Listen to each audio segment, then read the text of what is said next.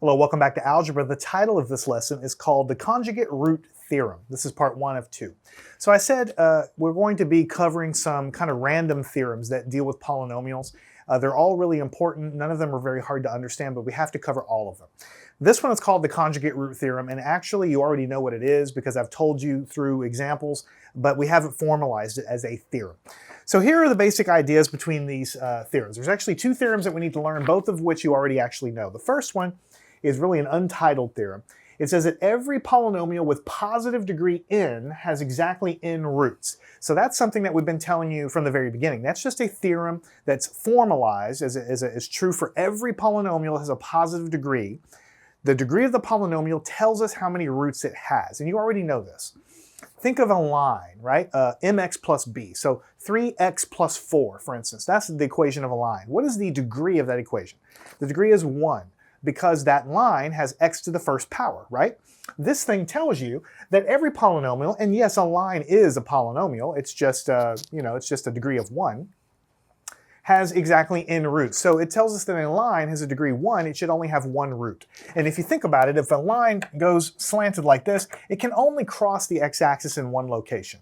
Of course, there are special lines that are horizontal. They don't have any roots because they're special horizontal lines. But for every other line other than a horizontal line, it will cross the x-axis in one location because it's a first-degree polynomial. Quadratics are second-degree polynomials, right? They cross in 2 locations. We've done this kind of thing before, but in general, you all know that a polynomial is going to either cross like this or it's going to go upside down and cross like this. So they would have 2 real roots for a quadratic, which has a degree of 2. Now, of course, the polynomial could be flipped upside down. Again, as it goes upside down, it will still have 2 roots. And of course, this polynomial might exist up here where there's no crossings on the x-axis, but that's okay. That just means that there'll be 2 complex roots. But no matter how you slice it, every quadratic is going to have a degree of 2, and because of that, it will have 2 roots, either 2 real or 2 complex roots. Going up one more, you can see that we have the cubics. We talked about this in the past. A cubic is a degree of 3. It means x cubed plus some other terms. In general, a cubic will look something like this. So you can see 1, 2, 3 crossing points, right? And of course, it might be flipped upside down, so it goes up and down the other way, but it'll cross in 3 locations.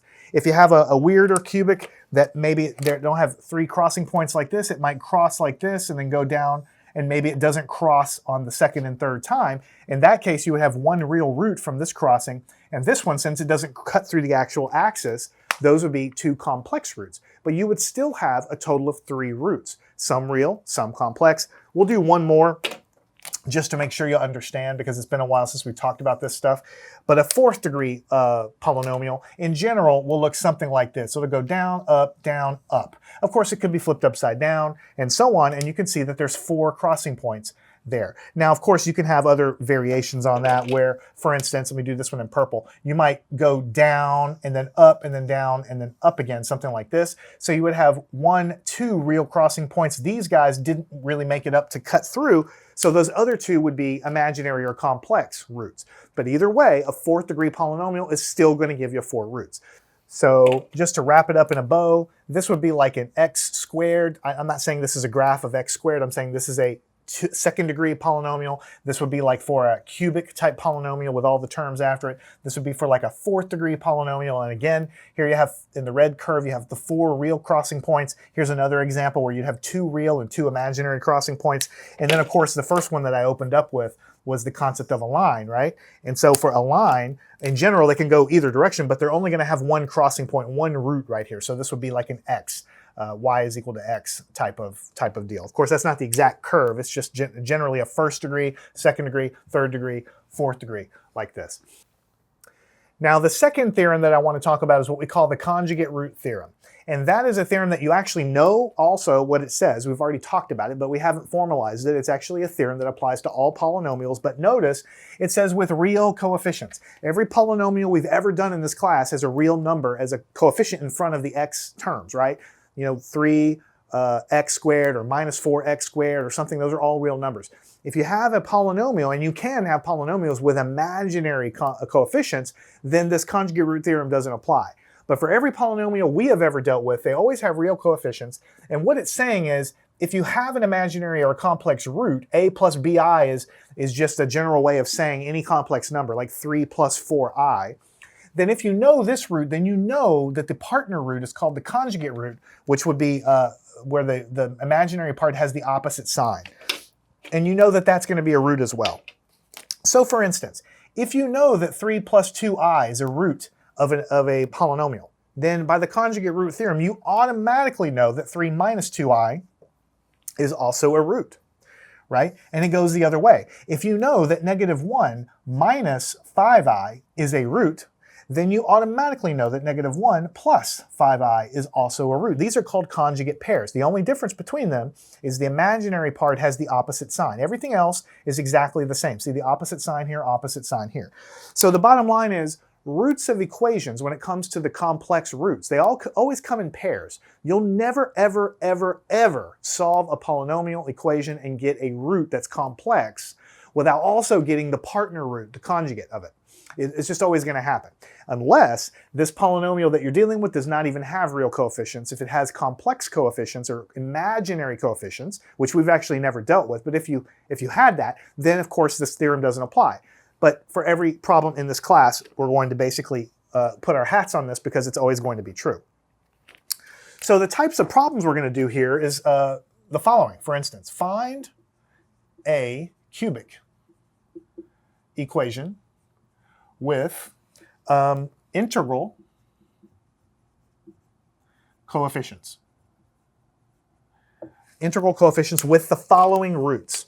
So the root for this problem is negative 1 and 5i. Now I want you to find a cubic equation. Now you might look at this and say, well, didn't we do this kind of problem before? Didn't he already give me the roots and then I had to find the equation? That's true, I did. But that was different because if you look here, I'm asking you to find a cubic equation. That means a third degree polynomial. But I only gave you 2 roots. So you need to then know from the conjugate root theorem what the other root is. There's no way to really figure it out without knowing what the other root is. And because you know that it's a cubic, that's what we're asked to find, then you know that it's an x to the 3rd power polynomial. That's what that tells you, right? And because of that, you know that there has to be 3 roots because of the first theorem that we already learned, and you already know what 2 of them are, and 1 of them is imaginary. So that means that the 5i root produces a partner root, which is negative 5i, is also a root, right? Now, if you look at the wording here, it says a plus bi and then a minus bi are all also roots. So another way of thinking about it is, if you know that one of the roots is 5i, that's basically the complex number, 0 plus 5i. That's what that means. No real part at all, but the imaginary part's 5i. And that means the conjugate of it is 0 minus 5i. And if you just strip the 0 away, then this is what I wrote down here. So for conjugate numbers, if it's purely imaginary, you just stick a negative sign on the front. Or if it was already negative, you flip it back to positive. If it's complex, then you just retain the real part and flip the imaginary part. So it's all the same thing. But the bottom line is we now know that since 5i is a root, then we know that negative 5i is also a root, and that's because of this conjugate root theorem. And so since you now know what all 3 roots are, you can construct the polynomial the same way we did before. For this root, it will be x plus 1, because the factor will be x minus a negative 1. We've done that many times before. And then for this root, it's going to be x minus 5i. And then for the root that we now know is additional from the conjugate root theorem, it has to be x plus 5i. And that has to equal 0. And if you think about it, if I give you this and I ask you what are the roots of this equation, you set this equal to 0, solve for x, you get negative 1. Set this to 0, move this over, you get 5i. Set this to 0, move it over, you get the negative 5i. So you know that these factors are then correct. Now what you have to do is perform the multiplication to figure out what the parent polynomial is. You have to multiply this out. So we'll save the x plus 1 for last. And we'll multiply this. X times x is x squared. This is going to be negative 5ix. Then this one will be positive 5ix. Okay, we'll multiply these, and then with these guys here, negative 5i, positive 5i will give you a negative because the negative times the positive, 25. And then the I times the I is I squared. Easy to make mistakes with complex numbers, imaginary numbers like that, so we have to know how to deal with that.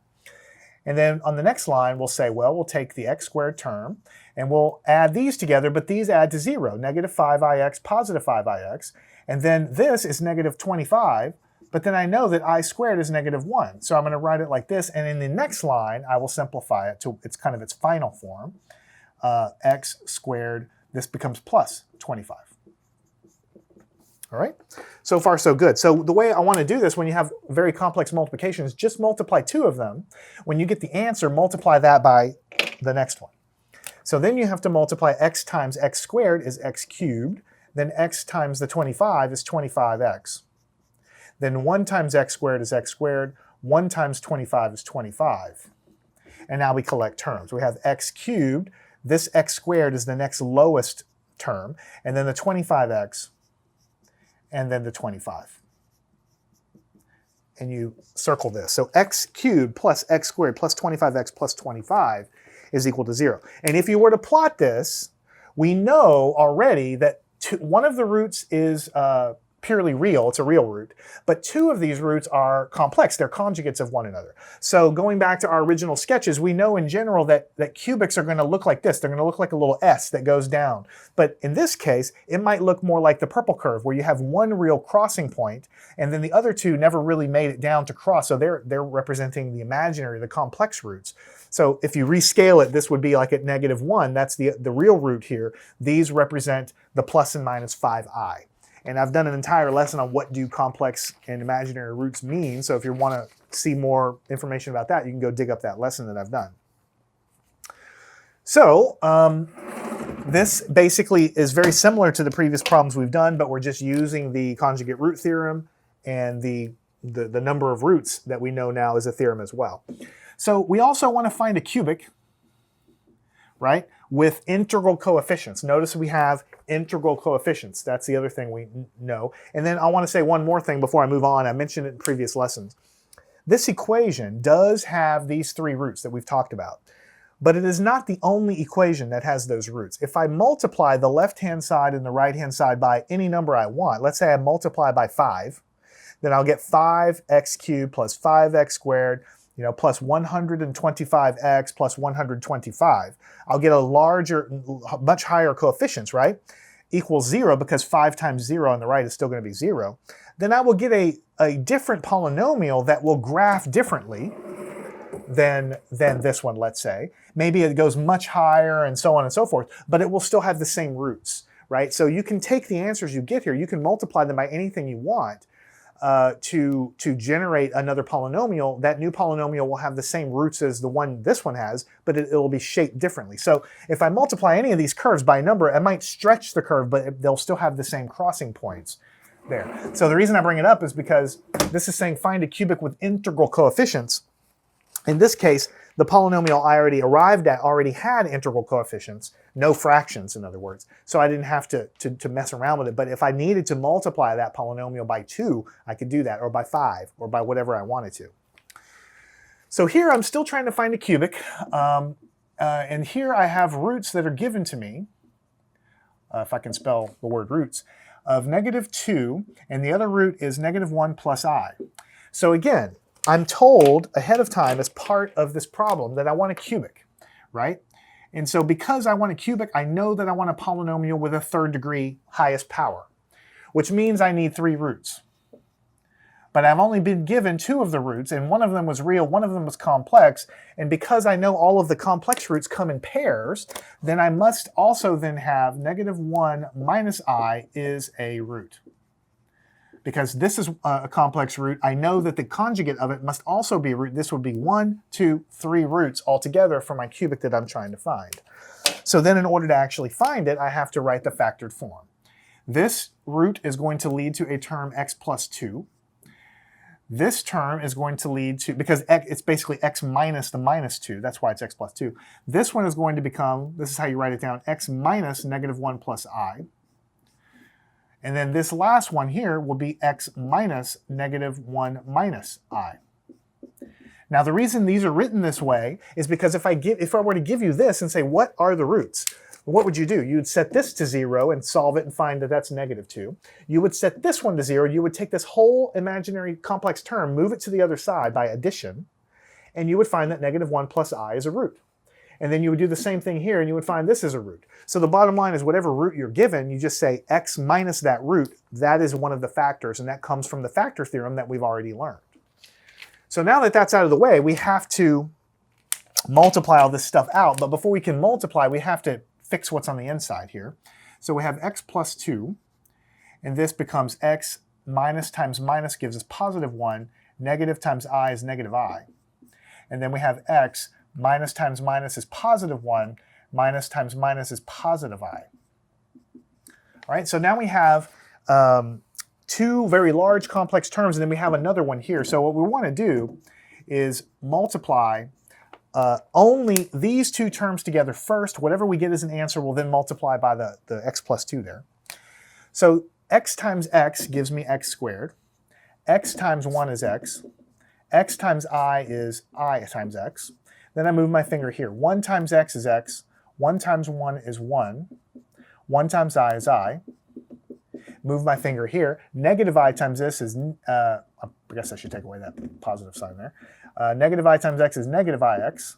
Negative I times 1 is negative I. Negative I times I is, don't forget, be careful, negative I squared. Do not try to do too many things at a time. The negative times positive means I have a negative sign. The I times the I gives me I squared. Yes, I know that you know that this I squared will eventually become a negative 1. But to keep it clean, write it like that initially. Then we're going to clean up our terms.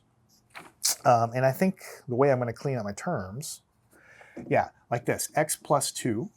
And on the inside here, I look for x squared. All right, I got an x squared term. And I'm going to put a little dot under that to tell me I've looked at it. I have an x term here and an x term here. X term here and an x term here. So that's going to be 2x. Right? But then I have an ix term here and a negative ix term here. So these guys go together and basically add to 0. So I've taken care of this one, this one, this one, this one.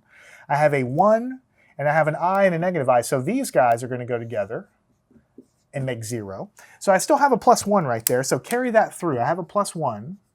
And now everything is accounted for except for this. I have a minus, and then the I squared is negative 1. That's when you finally deal with that at the end. And then it becomes very simple because what you have is x squared plus 2x, and then you have 1, but this becomes a positive 1. I'm sorry, yeah, positive 1. Negative times negative is positive 1 plus the 1 gives you 2.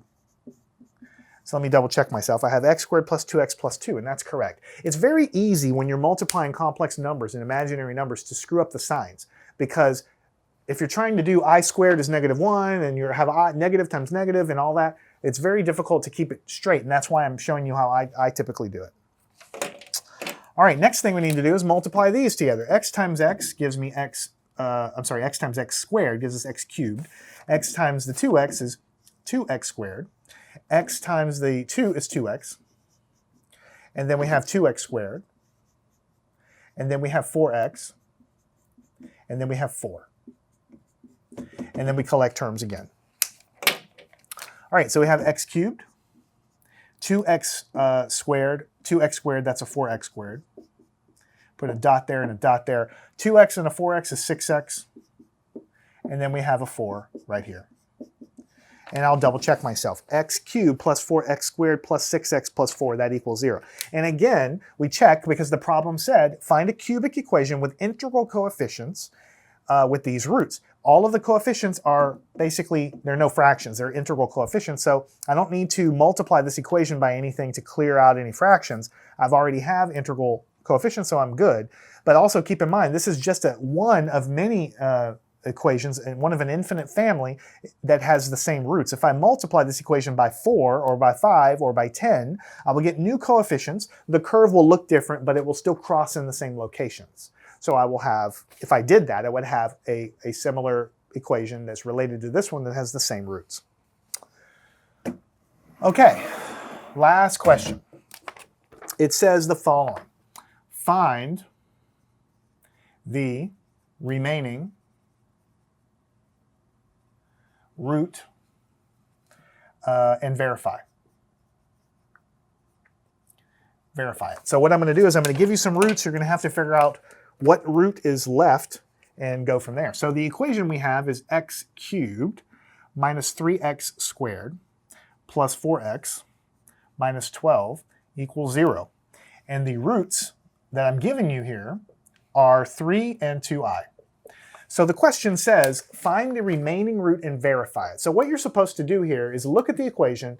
You see that it has a degree of 3. That tells you it's a cubic equation. And that tells you there's only 3 roots of this equation. Some could be real, some could be complex. That's the first theorem we've learned. The second thing is, I'm only giving you 2 of these roots. So you know there must be a third one. You know that you have a 2i is one of the roots, and you know that imaginary or complex roots always come in pairs, conjugate pairs. So if you know that this is a root, then you also then know that all of this stuff kind of implies that negative 2i, the conjugate of the 2i, is also a root. And they're asking you to verify that. There's a couple of ways to verify it. We've actually used synthetic division and things like this in the past, but the cleanest way to verify this is a root is to put it in here.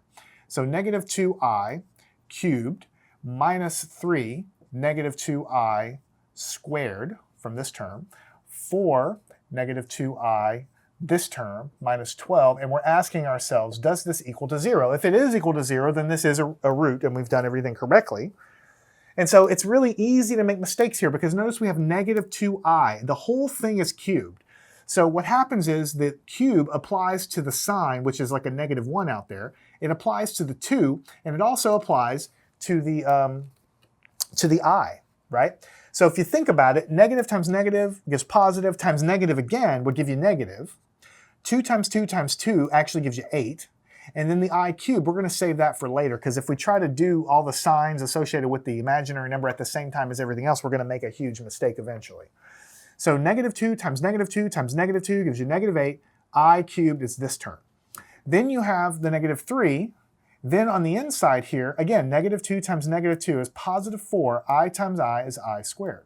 We are not trying to, other students, again, will try to do all of this and also multiply by the negative 3 all in the same step. That's a huge mistake. You're going to make an error eventually. Now this one, there's actually no exponent, or the exponent's 1, so I can multiply this, negative 8i, and then I have minus 12. Is that equal to 0?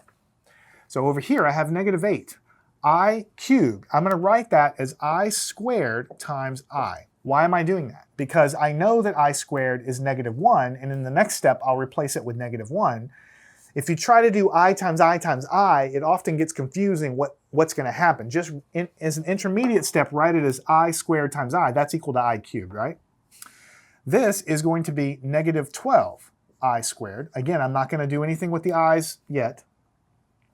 And then I have negative 8i, and I have minus 12. Is that equal to 0?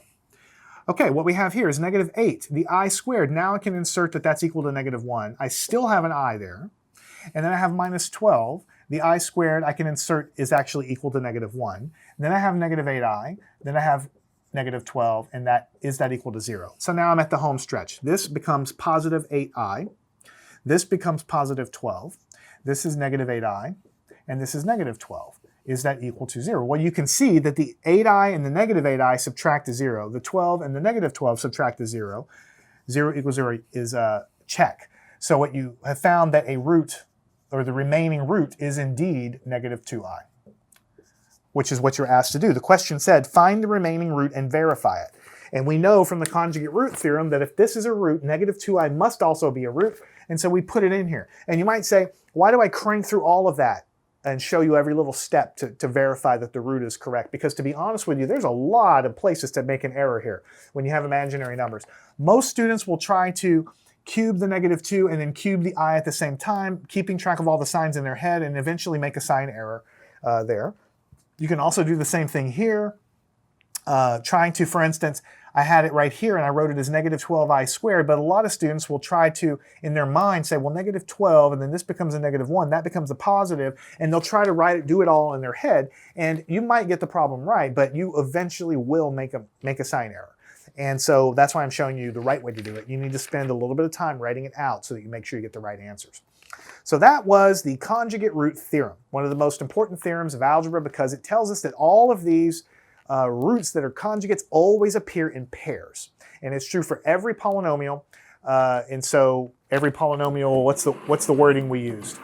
If a polynomial with real coefficients has a complex root, then the conjugate of that root is also a a root. So if the polynomial has real roots, which is every problem we've done here, then this is true. If your polynomial in some crazy class down the road has imaginary coefficients, then this actually isn't true anymore. You don't have to have conjugate roots.